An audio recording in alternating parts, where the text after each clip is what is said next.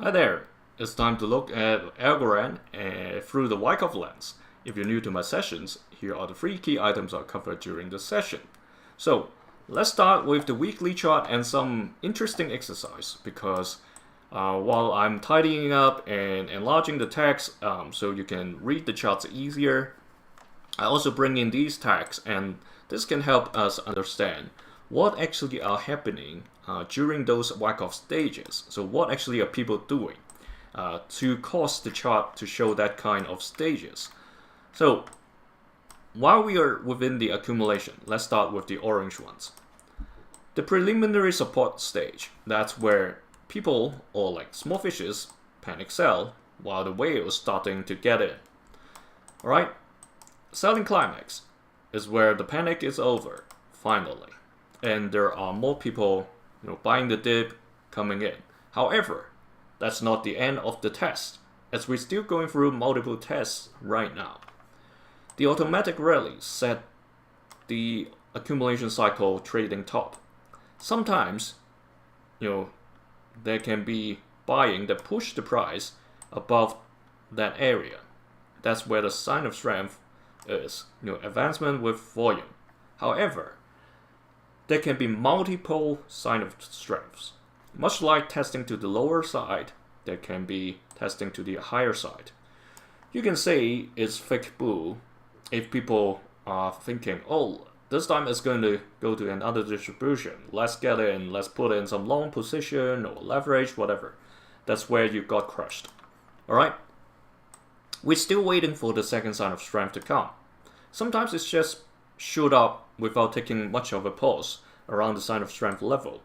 But more often we'll see that and then following up with a backup and last point of support period, where that's probably the last point where the whales put in their long position. And the period we are going through, where there may be lower point tests or even a spring, meaning a very deep test, maybe to the bottom edge of the long-term playground zone. That period that we're going through is a test for paper hands and diamond hands. If the price can continue to go down, meaning there are still paper hands around, and until the point that the composite man or the whales or the big guys find out, okay, they cannot move the price further down because seems that all remaining are diamond hands, then they will stop. And then the price continue to fluctuate around the trading range for accumulation. Eventually, sufficient strength gathered or sufficient rocket fuel has been gathered. That's where they start to push the price up to the distribution cycle. So let's do the distribution cycle as well. Alright.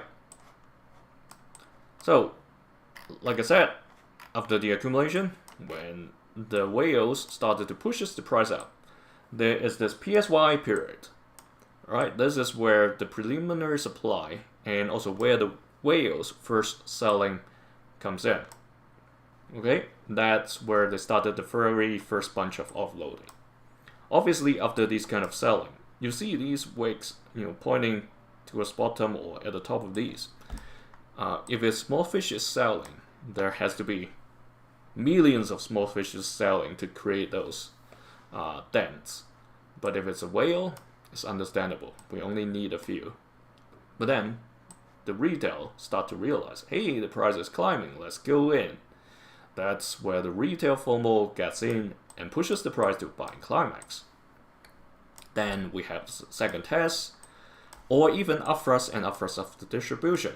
Those can be late FOMO buying the dip, which got caught during this fake bull period.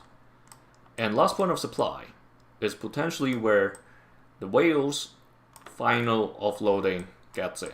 Okay, whatever they have left in hand, they know the demand is waning, and now it's time to get rid of whatever we have left. And that's where we start over again. Okay, there we go. This cycle repeats again, and again. So the big picture the paper hands, diamond hands test continues. And when we get to the daily chart, we'll be able to see more. This downtrend, fortunately, we're still on the stronger side of the downtrend. And when we get to the daily chart, this happened yesterday with high volume, is what point me to think that the test isn't over yet. Because if we stay low, this red stay low like the previous few days, and with today's white, it should be a positive sign. But yesterday kind of broke that positivity.